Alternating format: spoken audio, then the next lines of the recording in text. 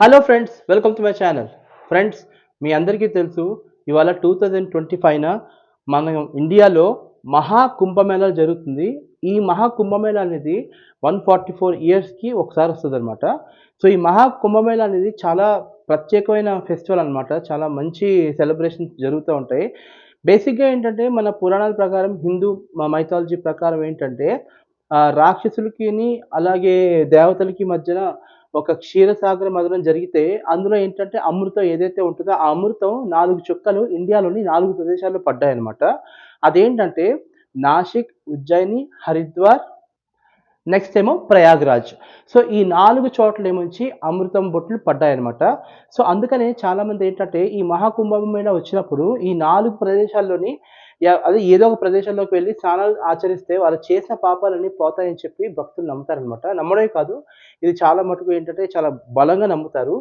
So, ఇప్పుడైతే మహాకుంభమేళా వచ్చేసరికి బేసిక్‌గా ఏంటంటే ఒక అంచనా ప్రకారంగా 30,00,00,000 మంది జనాలైతే మహాకుంభమేళాకొస్తారనమాట.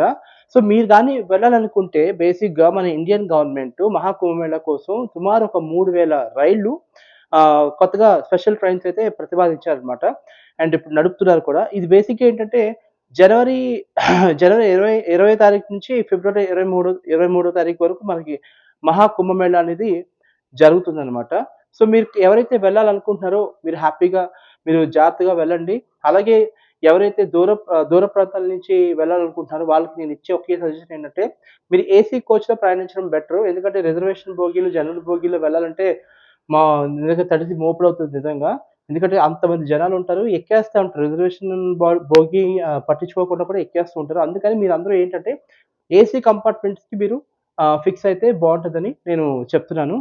డబ్బులు పోతే పోతది. మనం మెయిన్ థింగ్ ఏంటంటే మనకి ట్రావెలింగ్ అనేది కంఫర్ట్‌గా ఉంటే బావుంటది కదా! సో, మీరు మహాకుంభమేళా ఎళ్ళినప్పుడు మీరు ప్రయాగ్‌రాజ్ వెళ్ళొచ్చు, నాసిక్ వెళ్ళొచ్చు, హరిద్వార్ ఎళ్ళొచ్చు. ఓకే. సో, అలాగా మీరు అక్కడ స్నానాలు ఆచరించి మీరు మళ్ళీ తిరిగి ప్రయాణానికి రావచ్చనమాట. ఇది నిజంగా 144 ఏళ్ళకోసారి వస్తది కాబట్టి మహాకుంభమేళా. ఈ కుంభమేళాని మీరందరూ ఆచరిస్తారని చెప్పి నేను కోరుకుంటున్నాను. ఇది చాలా మంచిది అండ్ మీకు మంచి పుణ్యం అయితే వస్తది. పుణ్యం గురించి పక్కన పెడితే అదొక ఆధ్యాత్మిక ఇదనమాట. మనకి వెళ్తే అదొక ప్రశాంతంగా ఉంటది. చేంజ్‌గా ఉంటది. సో, మన లైఫ్‌లో ఏంటంటే ఇలాంటి కొత్త కొత్తవి ఏదైతే ఉంటాయో ఇలాంటివన్నీ ఏంటంటే మనం వెళ్ళడం వల్ల ఏంటంటే మనకి మంచి జరుగుతదని మనం అందరూ పెద్దలు భావిస్తా ఉంటారు. సో, మీరైతే ఖచ్చితంగా వెళ్ళండి. ఓకే. సో, మీకు స్టోరీ కూడా మొత్తం చెప్పాను. ఏంటంటే మీకు అర్థమయ్యేటట్టుగా చెప్పేసాను. ఇలాగా ఆహ్, క్షీర క్షీరసాగర మథనం జరిగినప్పుడు ఆ అమృతం చుక్కలు ఏదైతే ఉన్నాయో ఈ 4 చోట్ల పడ్డాయి. సో, ఈ 4 చోట్లకే మనకి మహాకుంభ మహాకుంభమేళా అనేది జరుగుతది. సో, కన్ఫర్మ్‌గా ఎళ్ళండి. అండ్ ఈ మహాకుంభమేళా ప్రత్యేకత ఏంటంటే ఏఐ పవర్డ్ అనమాట. అంటే ఏఐ బేస్ సెక్యూరిటీ నిఘాలు కూడా ఆహ్, ఏర్పడడం జరిగిందనమాట. చాలా పెద్దగా ఏంటంటే ఒక టెంపరరీ రోడ్స్ కూడా బిల్డ్ చేయడం చాలా జరిగింది. సో, మీరైతే మర్చిపోకుండా వెళ్ళండి. స్నానాలు ఆచరించండి. పుణ్యాన్ని మూట కట్టుకోండి. ఓకేనా? Thank you so much. By.